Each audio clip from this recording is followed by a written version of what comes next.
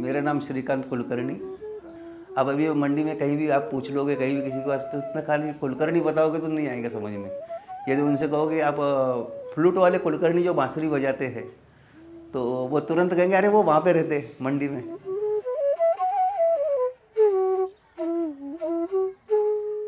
मैं सर्विस में हूँ यहाँ पे, हायर सेकेंडरी स्कूल में, हिंदी मीडियम, लैब असिस्टेंट हूँ वहाँ। पिताजी भी मेरे संगीतकार थे। वो सितार भी बजाते थे, सरोद बजाते थे, बांसुरी बजाते थे। पर उस समय क्या कि प्रोफेशनल तरीके से वो नहीं ट्रीट करते थे। इस कारण से क्या था कि वो ऐसा नहीं चाहते थे कि मेरा लड़का जाके प्रोफेशनली बन जाए। वो एक संगीत की घर की परंपरा है, शिक्षा है, तो वो ये चाहते थे कि मेरे पास से शिक्षा मेरे बच्चे के पास थोड़ी जाए।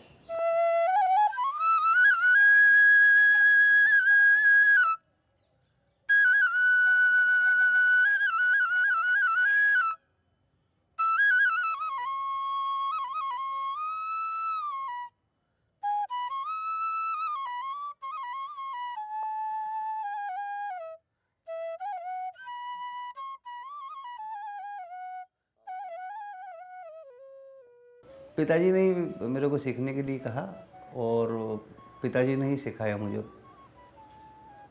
उसके बाद में मैं आगे फिर जैसे जैसे इम्प्रूवमेंट होता गया तो और कलाकारों के पास में भी गया। और मेरे गुरु जो है राजेंद्र प्रसन्ना जी, उनसे भी मैंने शिक्षा ग्रहण की है। उससे पहले मैं स्पोर्ट्समैन था, हॉकी खेलता था। बाकी अच्छे लेवल पे नेशनल यूनिवर्सिटी, एमपी स्कूल्स और ये सब खेला हुआ हूँ मैं उस समय हॉकी में। तो ये जो है खेलना चलता रहा। पर खेलते खेलते क्या हुआ कि मेरी 83 में मैं सर्विस में आ गया था। तो 83 में सर्विस में आने के बाद में मैं फ्लूट थोड़ा बहुत बजाता था वैसे ही। तो बजाते बजाते क्या हुआ कि मैं, पिताजी ने जब मेरे से कहा कि ऐसा ऐसे सिस्टमेटिक सीखो, तो मैंने कहा ठीक है। तो मैंने थोड़ा सीखना तो शुरू किया। तो फिर जैसे जैसे मैं संगीत से जुड़ता गया, तो जैसे जैसे संगीत से जुड़ता गया, तो वैसे वैसे जो स्पोर्ट्समैनशिप थी मेरी, वो थोड़ी पीछे खिसकती गई। फ्लूट जो है ये रियर इंस्ट्रूमेंट है। अब इस इंस्ट्रूमेंट में क्या है कि यदि मैं सीखता हूँ तो मुझे लास्ट टाइम तक अर्निंग भी होगी और नाम भी होगा, और मेरे नाम से पहचाना जाएगा कि हाँ ये कुलकर्णी का फ्लूट वाले हैं। तो वो थोड़ा क्या है कि एक परिचय भी अपना हो जाता है। और फिर अपने जो है पिताजी ने जितना बजाया उसके बाद में अपने को भी कुछ आगे पीढ़ी को देना है, अपने बच्चों को आगे दे के और आगे उनको भी निकालना है, अपने को भी सीखना है। जो अपन ने परिश्रम किया है वो परिश्रम को आगे करके साकार करके, और वो विद्या क्या है कि ये विद्या कम हो रही है, बांसुरी की विद्या बजाना कम है लोगों का, तो इसलिए इसको भी बढ़ावा देना है अपने को।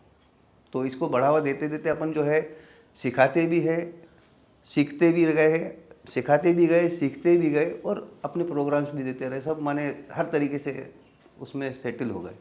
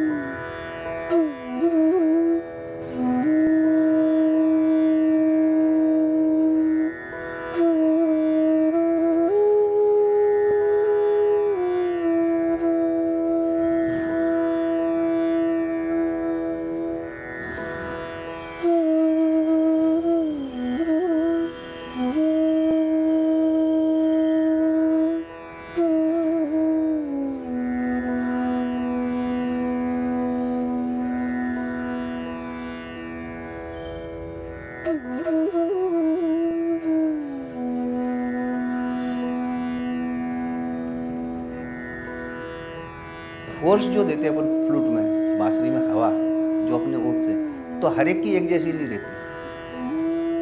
किसी की आधी श्रुति चढ़ती है, किसी की आधी श्रुति उतरती है, किसी की एक्यूरेट लगती है।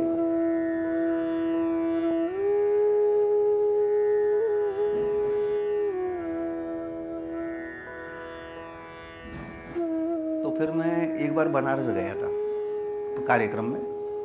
तो मुझे बताया किसी ने कि बोले वो वहाँ पर एक बांस बनाते, बांसुरी बनाते हैं, वो बांस भी बेचते हैं। तो वो वहाँ से मैं कुछ बांस लेके आया था। तो वो बाँस जब लेके आया मैं वहाँ से, तो घर पे आके मैंने सोचा कि मैंने यार उसकी बना के देखते हैं अपन फ्लूट। तो मैंने हर स्केल की उसमें फ्लूट बना के देखी, तो वो थोड़ा सक्सेस होता गया, थोड़ा फिर इंटरेस्ट बढ़ा। फिर मैं बाद में फिर दूसरी बार फिर दूसरी जगह से बाँस मंगवाया मैंने। फिर वो बाँस मंगवाने के बाद में उसकी फ्लूट बनाई। तो बनाते बनाते फिर वो मेरे को परफेक्ट अच्छा लगा फ्लूट बनाना, और बजने भी अच्छा लगा, वो सॉफ्ट बजने लग गया। तो वो धीरे धीरे क्या है कि मेरे को उसका नॉलेज होता रहा, होते होते फिर मैं बनाते रहा, बनाते बनाते फिर मैं देते भी रहा अपने स्टूडेंट्स को। और अभी में मेरे जितने फ्लूट बने सब घर के फ्लूट है। अच्छा, दूसरी ये श्रद्धा रहती कि सर ने दिया है तो वो अच्छा है, हमारे सर ने दिया है तो वो अच्छा है।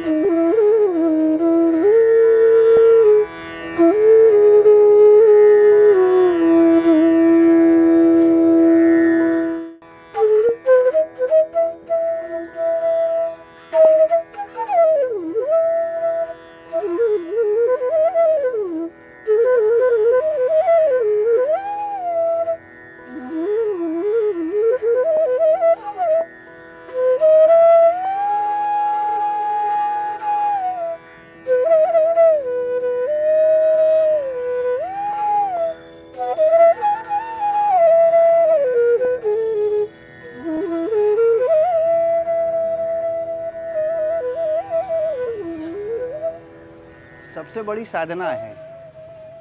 साधना जो है हमारे जीवन की एक ऐसा पहलू है कि हमें खाना नहीं मिले एक समय तो चल जाएगा, पर वो साधना होना हमारी ज़रूरी है।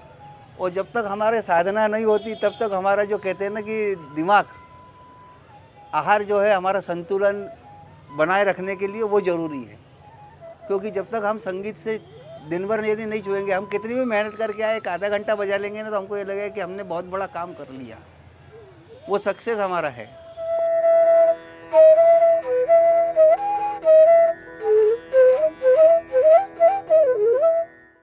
तो पैसा कमाने के उद्देश्य से यदि आप संगीत सीख रहे हो तो वो बेकार संगीत है। आप समर्पण भाव से अपने गुरु के प्रति, अपने वाद्य के प्रति समर्पित भाव से जब तक आप उसके पीछे लगे रहोगे, और संगीत एक ऐसा सब्जेक्ट है कि वो कभी पूरा नहीं होता, आपको बड़ा पेशेंस रखना पड़ता है और श्रद्धा रखनी पड़ती है, तब वो संगीत को आप समझ पाएंगे, तब संगीत को ग्रहण कर पाएंगे। वरना आपको संगीत क्या है कि कोई ऐसी चीज़ नहीं है जो बाजार से मिलती और